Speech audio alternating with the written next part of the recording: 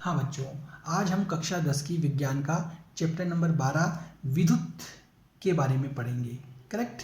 तो इस चैप्टर को पढ़ने से पहले हम कुछ प्रतीक चिन्ह हैं उनके बारे में देखते हैं पहले। ठीक है। तो देखिए बच्चों, जो सेल होता है, सेल को हम इस प्रकार एक बड़ी लाइन एक छोटी लाइन से प्रदर्शित करते हैं। ठीक है। एक बड़ी लाइन और एक छोटी लाइन से प्रदर्शित करते हैं। ये प्रतीक चिन्ह सेल का होता है। ठीक है। अगर हमें बैटरी का प्रतीक चिन्ह बनाना हो, बैटरी, तो बैटरी का प्रतीक चिन्ह, क्योंकि बैटरी कई सेलों से मिलकर बनी होती है, तो ये एक सेल हो गया, फिर इसे दूसरा सेल हमने कनेक्ट किया। ठीक है। इस प्रकार ये बन गई हमारी बैटरी। मैंने यहाँ दो सेल जोड़ के बैटरी को बनाया है। करेक्ट। यदि हमें बल्ब परिपथ के अंदर शो करना हो तो हम इस प्रकार का प्रतीक चिन्ह काम में लेते हैं। ठीक है। ये हमारा हो गया बल्ब। करेक्ट। यदि हमें स्विच काम में लेना हो तो हम इस प्रकार का स्विच, खुला खुला स्विच, खुला स्विच, ठीक है, इस प्रकार का ये जो स्विच होता है ये खुला स्विच होता है। करेक्ट। इसी प्रकार यदि हमें बंद स्विच काम में लेना हो, बंद स्विच, स्विच, ठीक है, तो हम इस प्रकार का स्विच काम में लेते हैं। बीच में डॉट होता है इसके। ठीक है।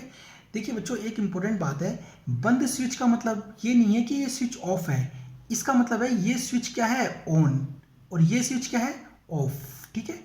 ये जब आप प्रैक्टिकल लैब में कभी जाओगे तो वहाँ आपको इसके बारे में क्लियर महसूस समझने को मिलेगा। ठीक है। अभी फिलहाल आपको याद रखना है। नेक्स्ट है तार संधि, तारों को जोड़ना, तार संधि। तार संधि को हम सर्किट के अंदर परिपथ में कैसे शो करते हैं, जैसे मान लीजिए ये एक तार है, इस तार को मुझे इससे कनेक्ट करना है, तो इस तार को इस तार के पास लाके इस प्रकार में इसको शो करता हूँ। करेक्ट। इसी प्रकार एक अगर बिना बिना संधि के तार, अगर हमें दो तारों को बिना संधि के जो हों उन्हें शो करना हो तो कैसे करते हैं, जैसे मान लीजिए ये तार है, ये एक दूसरा तार है, ये तार इसके ऊपर से होके इधर जा रहा है, इसे कनेक्ट नहीं है, तो हम इसको इस प्रकार शो करते हैं। ठीक है। जिग जैग करते हुए। ये जो जिग जैग किया है इसका मतलब है कि ये तार इस तार से किसी प्रकार से कनेक्टेड नहीं है, केवल ऊपर से जा रहा है। करेक्ट। ये देखिए बच्चों। इसी प्रकार प्रतिरोध, प्रतिरोध को हम इस प्रकार शो करते हैं, प्रतिरोध, इस प्रकार जिगजैग करते हुए प्रतिरोध। एमीटर, एमीटर ये क्या होता है, ये सब आगे चैप्टर में देखेंगे। एमीटर, एमीटर को हम इस प्रकार शो करते हैं। ठीक है। ये एमीटर, ये एक घड़ी होती है जो कि आपको बड़ी आटा चक्की, बड़ी दुकानें जो होती हैं गेट वगैरह बनाने की, उन पे आपको देखने को मिल सकती है। इसी प्रकार वोल्टामीटर, वोल्टामीटर, ठीक है, वोल्टामीटर भी घड़ी की तरह ही एक होता है इस प्रकार का। इसके दो तार निकले होते हैं, पॉजिटिव नेगेटिव, बीच में इसके सुई होती है यहाँ पे, इन दोनों के, और कुछ नंबर्स लिखे होते हैं। करेक्ट। तो देखिए बच्चों, ये विद्युत चैप्टर के अंदर हमें पहले कुछ प्रतीक चिन्हों की नॉलेज होनी चाहिए, ये आपको याद होनी चाहिए। ठीक है। देखिए बच्चों,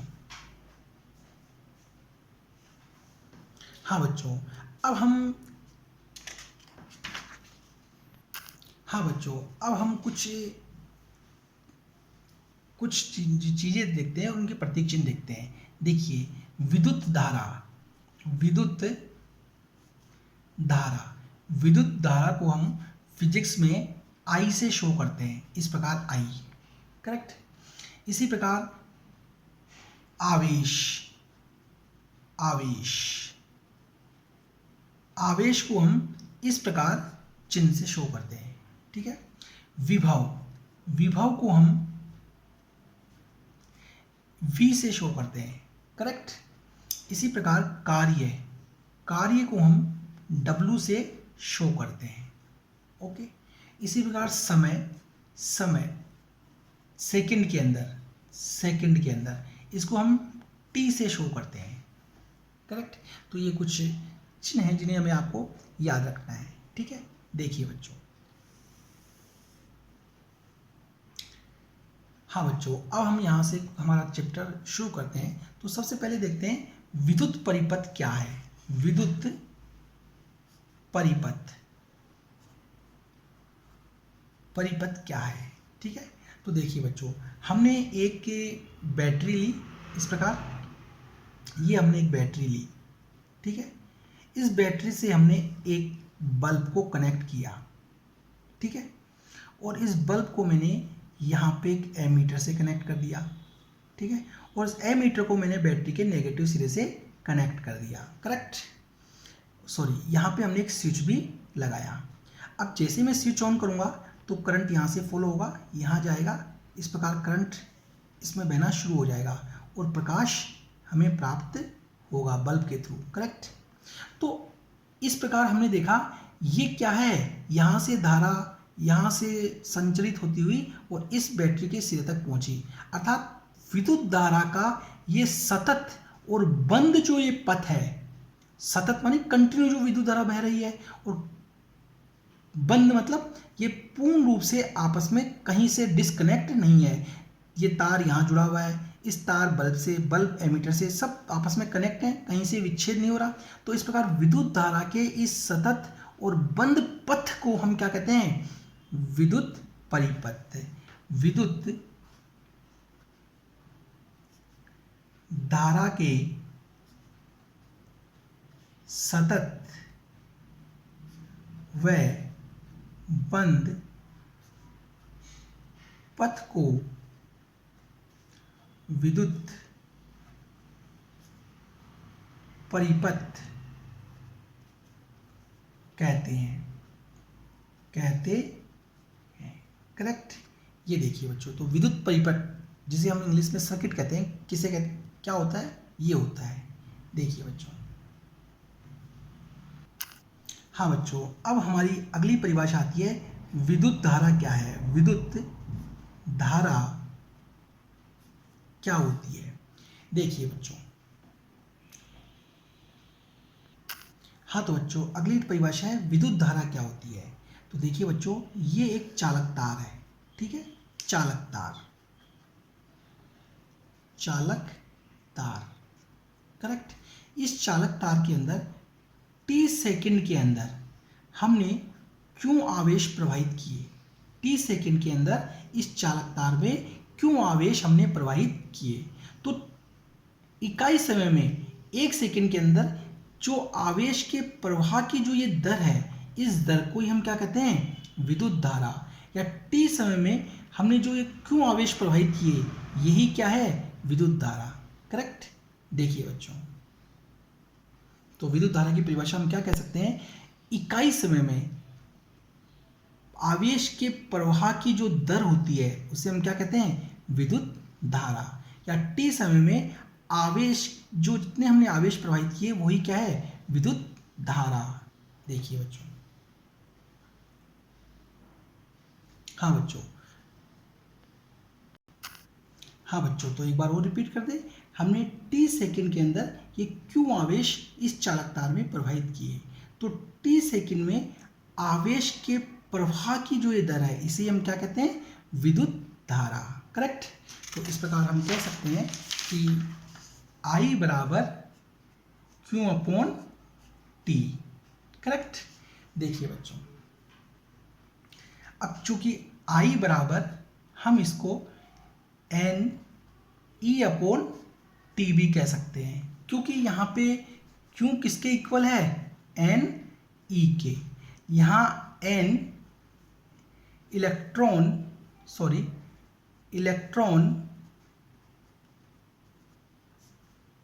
की संख्या है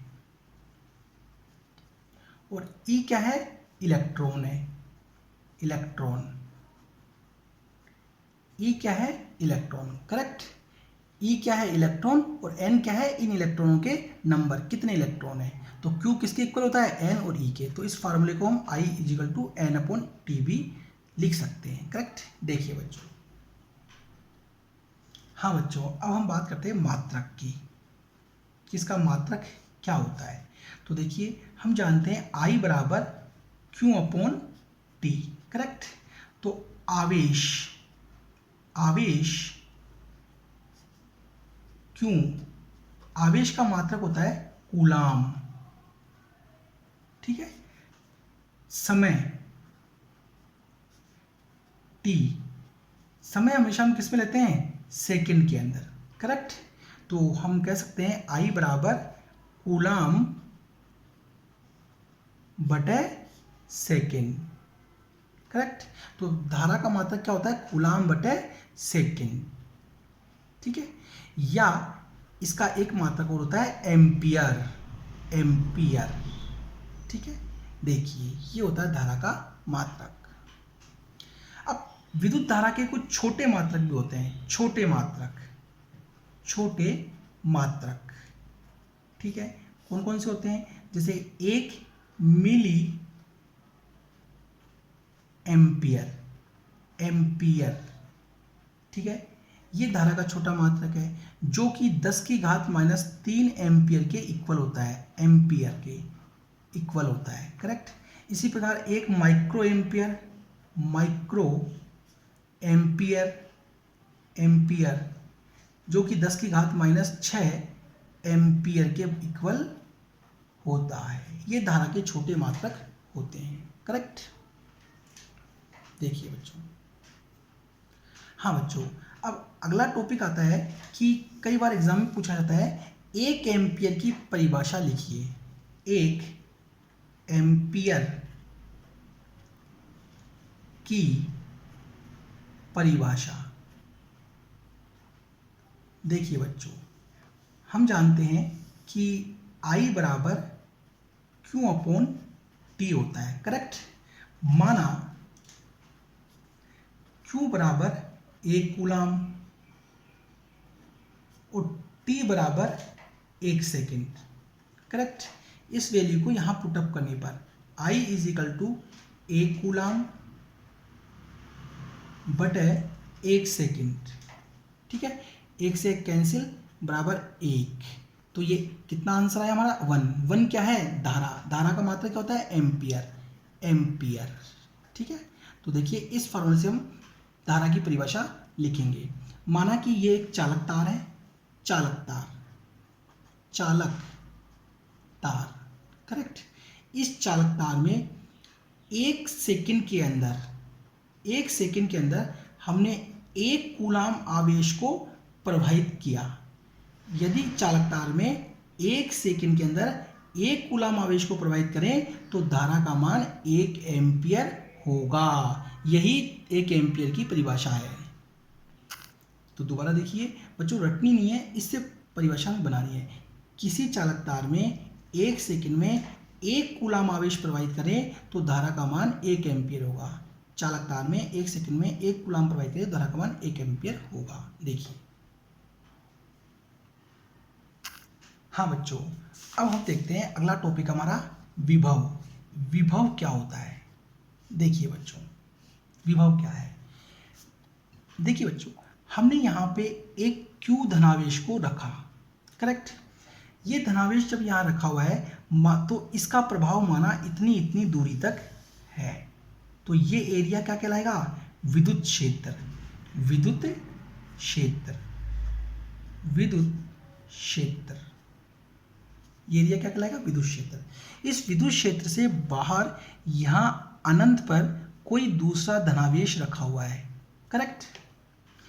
अब इस धनावेश को अनंत से इस विद्युत क्षेत्र के इस बिंदु A पे मुझे लेकर के आना है, इसे अनंत से यहाँ लाना है, करेक्ट। मैं इसको मूव करवाता हुआ और यहाँ तक लाता हूँ।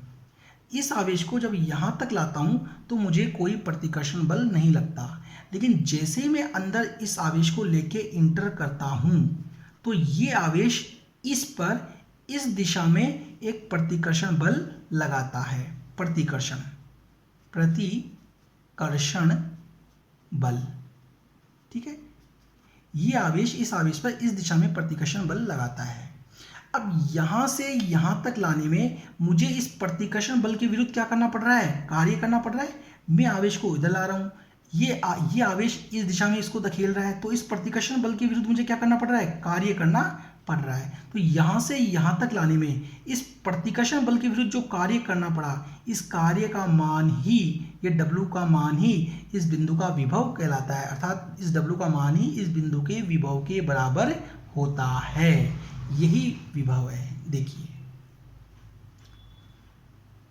हाँ बच्चों, मैं दोबारा इसको रिपीट करता हूँ।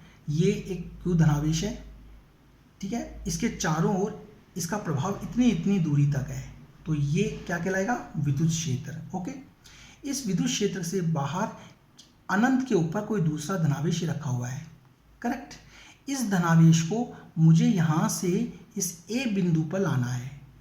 जब मैं इसको ए बिंदु पर मूव करवाता हुआ लाता हूँ, ठीक है, तो मुझे यहाँ से यहाँ तक कोई प्रतिकर्षण बल नहीं लगता। लेकिन जैसे ही मैं विद्युत क्षेत्र में इंटर करता हूँ, तो ये आवेश इस आवेश पर, ये धनावेश इस धनावेश पर इस दिशा में प्रतिकर्षण बल लगाता है। ये इसको इस दिशा में धकेल रहा है, मैं इसको इस दिशा में ला रहा हूँ। तो यहाँ से यहाँ तक लाने में इस प्रतिकर्षण बल के विरुद्ध जो मैंने कार्य किया, यहाँ से यहाँ तक लाने में ये जो कार्य किया इस बल के विरुद्ध, तो इस कार्य का मान ही इस बिंदु का विभव कहलाता है, या इस बिंदु के विभव के बराबर होता है।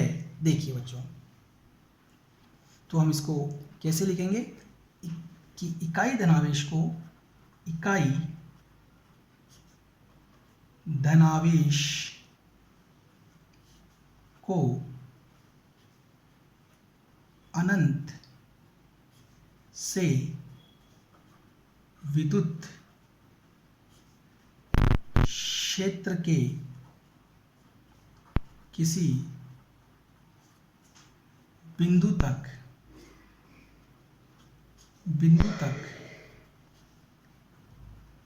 लाने में प्रतिकर्षण बल के विरुद्ध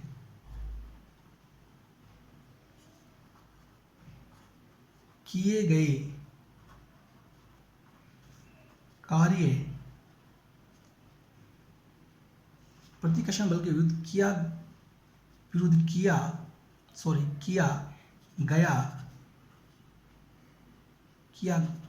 गया कार्य उस बिंदु के विभव के बराबर होता है, ठीक है, या उस बिंदु का विभव कहलाता है, करेक्ट। देखिए बच्चों, ठीक है, इकाई धनावेश को, ये इकाई धनावेश को अनंत से विद्युत क्षेत्र के किसी बिंदु तक, ये विद्युत क्षेत्र है, इसका ये बिंदु तक लाने में प्रतिकर्षण बल के विरुद्ध, ये प्रतिकर्षण बल के विरुद्ध किए गए कार्य, यहाँ से यहाँ तक लाने में जो कार्य किया गया है, इस कार्य उस बिंदु का विभव कहलाता है। यहाँ से यहाँ तक लाने में जो कार्य किया है, कार्य इस बिंदु का क्या है? विभव है, या उस बिंदु का विभव कहलाता है। देखिए बच्चों, तो हम कह सकते हैं V इन्फिनिटी माइनस VA बराबर W अपॉन Q, तो VA बराबर W अपॉन Q, करेक्ट। ये इसका विभव का फार्मूला हो गया। हाँ बच्चों, अब हम देखेंगे विभवांतर क्या होता है। सेम इसी प्रकार है। देखिए, हमने ये एक Q धनावेश लिया, ठीक है, माना कि इस धनावेश का प्रभाव इतनी इतनी दूरी तक है, ठीक है, तो ये क्या हो गया हमारा? विद्युत क्षेत्र हो गया, करेक्ट। इस विद्युत क्षेत्र में कोई बिंदु ये A है और ये कोई बिंदु B है, करेक्ट। A बिंदु पर कोई दूसरा धनावेश रखा हुआ है। इस धनावेश को A बिंदु से B बिंदु तक ले जाना है। जब मैं इस धनावेश को A से B की ओर गति करवाते हुए इस प्रकार लेके जाता हूं, तब इस धनावेश पर इस दिशा के अंदर प्रतिकर्षण बल लगता है। प्रतिकर्षण बल, करेक्ट। इस आवेश को जब मैं A से B तक ले जाता हूं, तो इस आवेश पर विपरीत दिशा में ये प्रतिकर्षण बल लगता है। तो यहाँ से यहाँ तक ले जाने में इस प्रतिकर्षण बल के विरुद्ध मैंने जो ये कार्य किया, यहाँ से यहाँ तक ले जाने में इस प्रतिकर्षण बल के विरुद्ध जो मैंने कार्य किया, ये कार्य ही इस बिंदु और इस बिंदु के विभव के अंतर के बराबर होता है। इसे ही कहते हैं हम विभवांतर। ठीक है, तो V A minus V B बराबर डब्ल्यू अपॉन क्यू।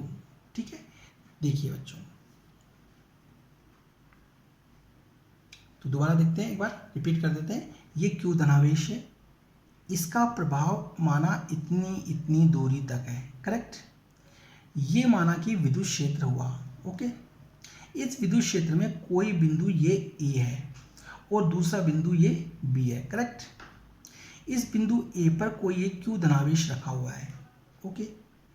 इस धनावेश को मुझे ए से बी तक ले जाना है। जब इस धनावेश को मैं बी की तरफ लेके जाता हूं तो इस दिशा में प्रतिकर्षण बल लगता है। तो यहां से यहां तक ले जाने में इस प्रतिकर्षण बल के विरुद्ध मुझे W कार्य करना पड़ता है। इस कार्य का मान इस बिंदु और इस बिंदु के विभव के अंतर के बराबर होता है। ये जो W है इन दोनों बिंदुओं के विभव के अंतर के बराबर होता है। ठीक है, इसे ही कहते हैं हम विभवांतर।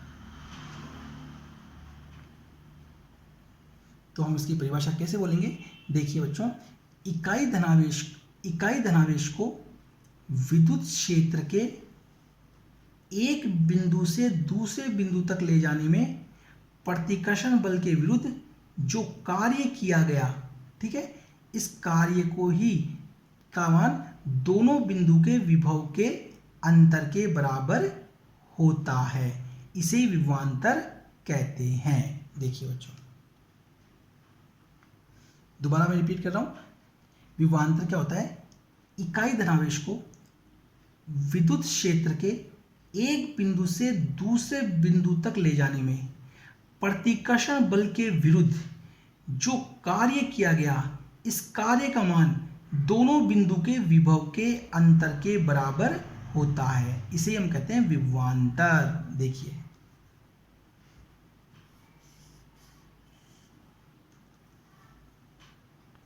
हाँ बच्चों, अब हम देखते हैं मात्रक।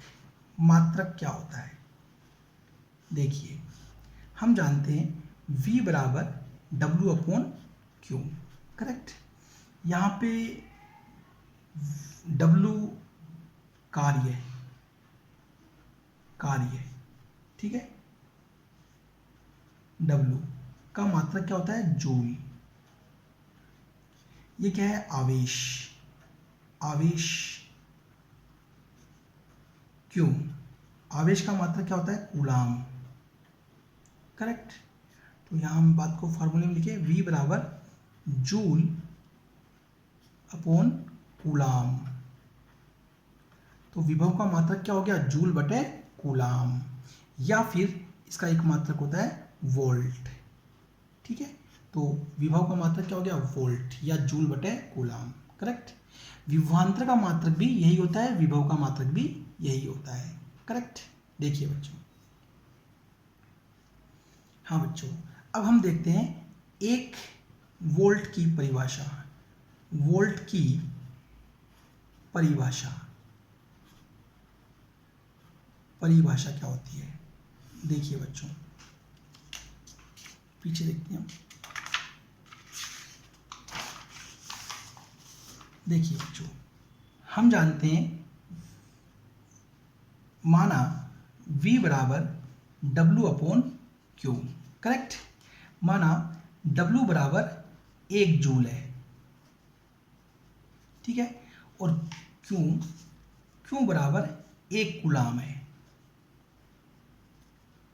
इस मानों को फार्मूले में डाल रखने पर 1 जूल बटा 1 कूलाम, कैलकुलेशन करने पर 1 से 1 कैंसिल, 1 आ जाएगा। ये 1 क्या है? विभव। और विभव का मात्रक क्या देखा हमने? वोल्ट। तो इसको हम वोल्ट लिख सकते हैं, वोल्ट, ठीक है। तो हमने माना ये एक चालक तार है, ठीक है।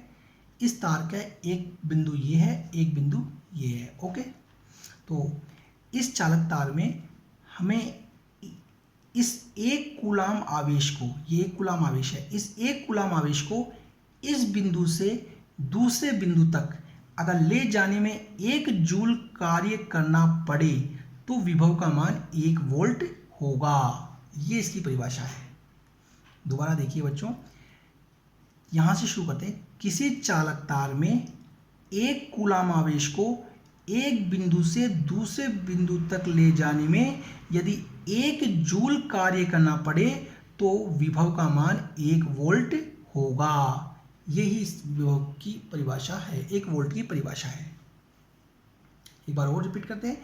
चालक तार में एक कूलाम आवेश को ले जाने में यदि 1 जूल कार्य करना पड़े तो विभव का मान 1 वोल्ट होगा। इस प्रकार फार्मूले से हम परिभाषा तैयार करते हैं। देखिए बच्चों,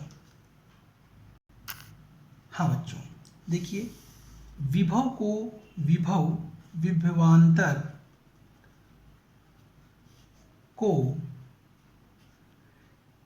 नापने के लिए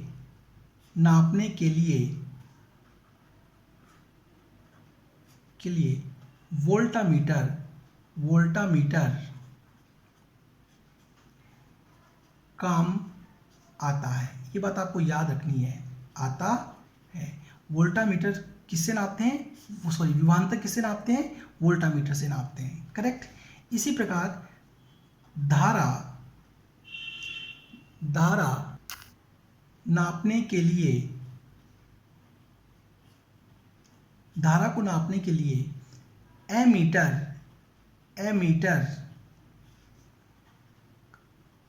काम में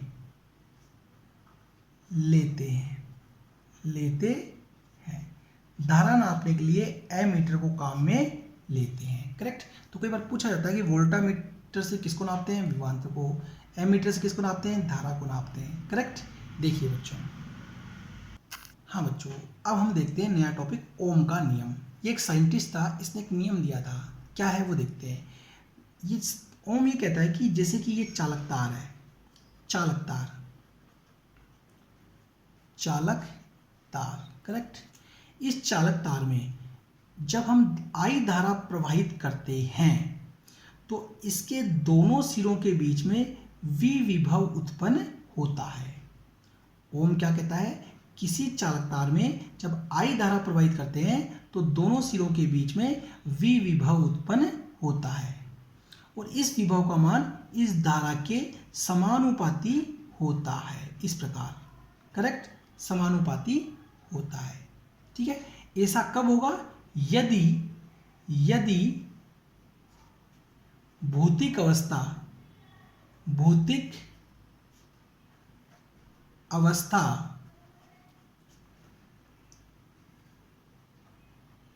तार की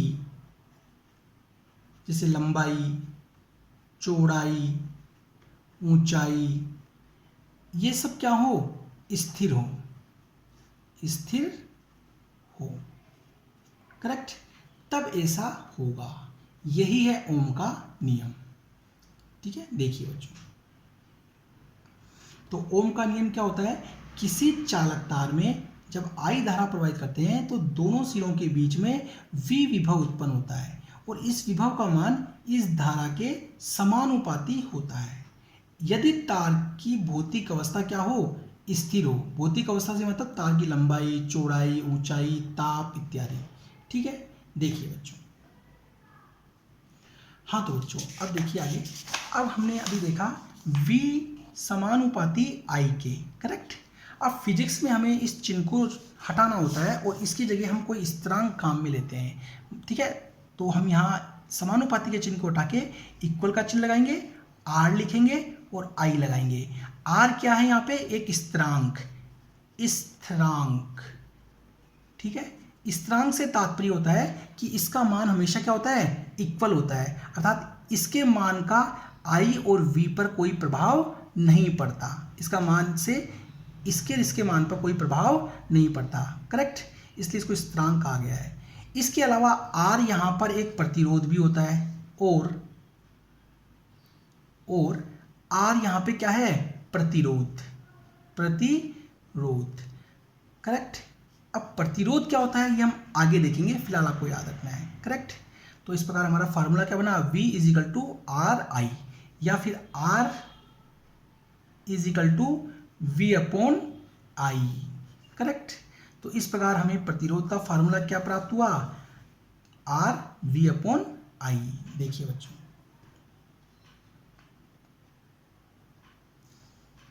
हाँ बच्चों, अब हम मात्रक की बात करते हैं। तो देखिए मात्रक, देखिए यहाँ विभव V का मात्रक क्या हो गया, वोल्ट। धारा I का मात्रक क्या हो गया, एम्पियर। करेक्ट। इस मानों को यहां रखें, R बराबर V upon I is equal to volt upon ampere. तो प्रतिरोध का मात्रक क्या हो गया, वोल्ट अपॉन एम्पियर। इसके अलावा इसका एक मात्रक और होता है जिसे हम ओम भी कहते हैं, ज़्यादातर यही मात्रक यूज में लेते हैं, ओम। इस ओम का जो चिन्ह होता है वो ये होता है, ओम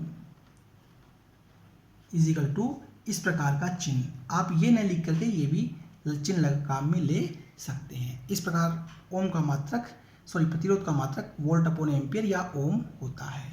देखिए बच्चों, अब यहां हम एक ओम की परिभाषा क्लियर करेंगे। एक ओम की परिभाषा देखिए बच्चों, माना R बराबर V upon I. Correct. V बराबर कितना है, 1 वोल्ट, और I बराबर कितना है, 1 एम्पियर। करेक्ट। इन वैल्यू को यहां पे पुटअप करते हैं। तो R बराबर 1 वोल्ट बटा 1 एम्पियर, कैंसिल हो गई, कितना बचा, 1 बचा। तो R की वैल्यू कितनी आई, 1 क्या है, ओम, 1 ओम आई। तो इसकी परिभाषा कैसे बनाएंगे, माना कि ये चालक तार है, चालक तार। तो देखिए, किसी चालक तार में 1 एम्पियर की धारा प्रवाहित करने पर यदि सिरों के बीच में 1 वोल्ट का विभव उत्पन्न हो तो प्रतिरोध का मान 1 ओम होगा।